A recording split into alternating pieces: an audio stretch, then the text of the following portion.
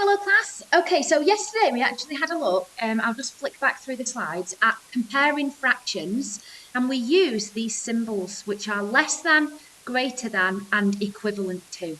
So we used all three of those symbols to then start comparing these fractions, and some groups had questions like this where they actually had to shade in the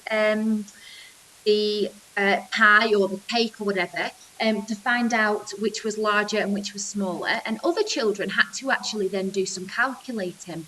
So we all had a go at doing this in the video yesterday, and we're all going to continue to do that to order fractions now. So yesterday we just did two fractions, and we had to find a denominator, a number that both of the fractions denominators went into. And we have to do the same today in order to compare them and to order them, because to order them, the denominator has to be the same, otherwise it's not fair.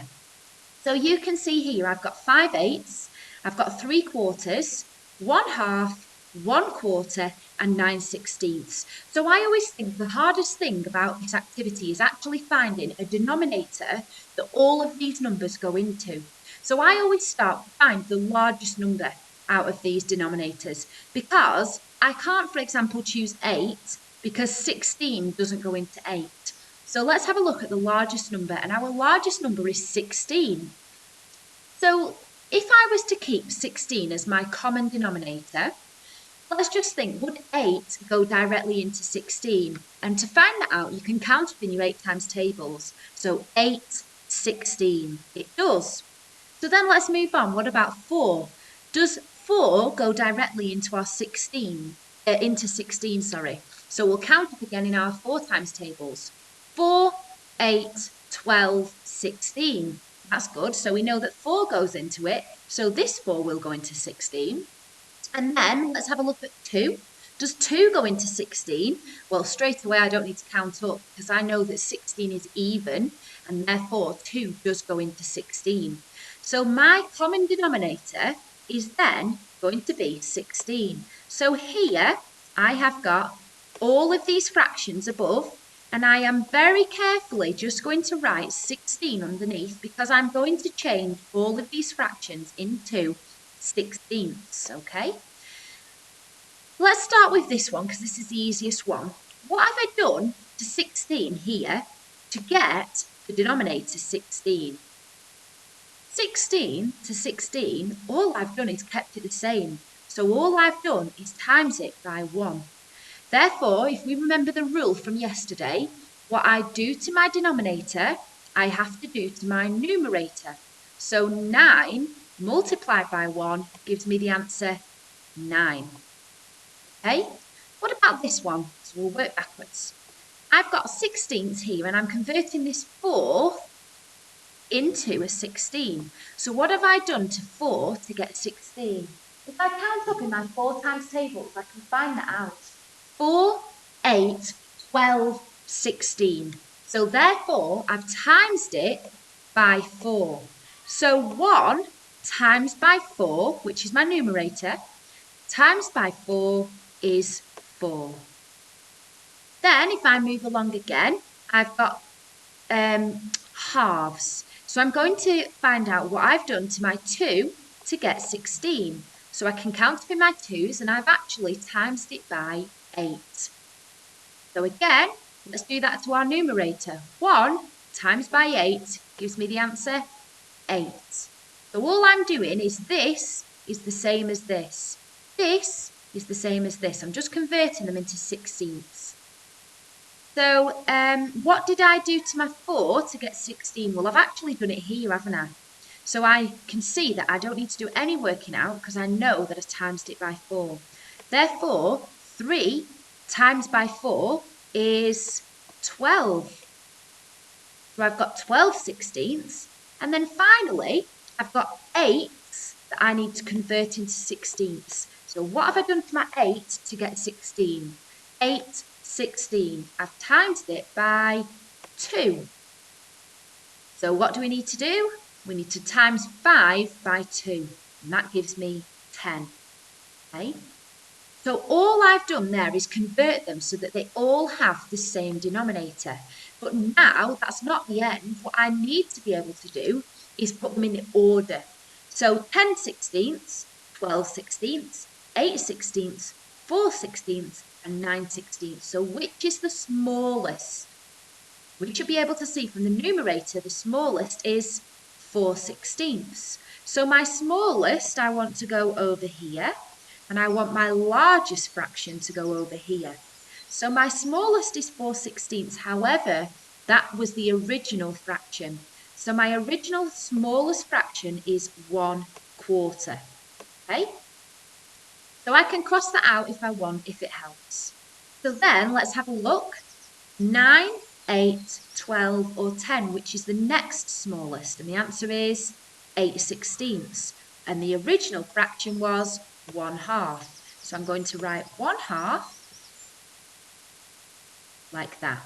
Okay, you can see that I've left a gap between each of these just so that it's nice and clear. If I don't leave a gap, everything becomes really squashed and difficult to read, especially when I'm trying to read it on my computer screen. So if you can, try and just leave everything spaced. Okay, so we've got left 10 sixteenths, 12 sixteenths, and far over here, 9 sixteenths. So which is the smallest? The next smallest? 9 sixteenths. Well done. So I'm going to put here 9 sixteenths. And then 10 or 12 sixteenths. Hopefully you'll realise that's 10 sixteenths, and the original fraction of that was actually 5/8. Cross that one out. And then the largest fraction of them all was 12 sixteenths, which the original was 3/4 or 3/4. Okay, so all I've done here, as you can see, is order these from smallest to largest. But to make it fair, I have to make sure I find a common denominator. So I've got an example here that I'd like you guys to actually have a go at now. Now, the only differences that you'll actually see is this one has got a whole number.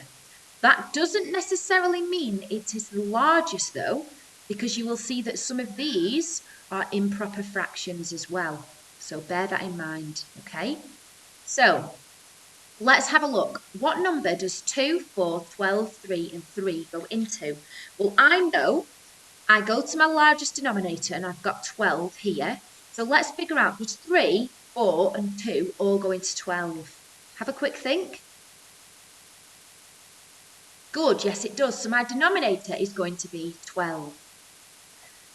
Okay, so you can see that then because it's 12s, I've got 12 written for each of these denominators.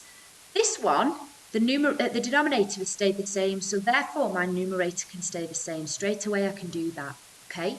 What I'd like you guys to do is pause the video and just work out, please, what I've done to this to get 12 and then do that to the numerator, what I've done to this one, and so on, okay? So if you could have a go at doing that.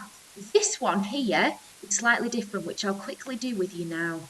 If I've got one whole, that means that I've got 12 twelfths, okay? Plus the 1/3 in twelfths, so don't forget to include that, okay? So pause the video and have a quick go at converting those into twelfths for me. So hopefully you've had time to do that, and all I've done here that you can see is I've converted them. So the 2 I multiplied by 6 to get 12, so I've done that to the numerator. Here, the 4 I multiplied by 3 to get 12, so I've done that to the numerator. 5 times 3 is 15. That one remained the same. This one I times by 4, so my 1 times 4 is 4. And then this one's slightly different. All I did was my whole, as I said, was 12 twelfths, which you can always make a note of, and that can remind you, okay? And then convert your thirds into twelfths, which I've times by 4.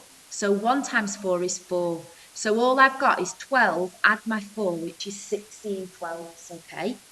So now, when we do this, I can order them from smallest to largest. So you can see all I am doing now is 6 twelfths, 15 twelfths, 9 twelfths, 4 twelfths, or 16 twelfths. So start with the smallest one and work your way up.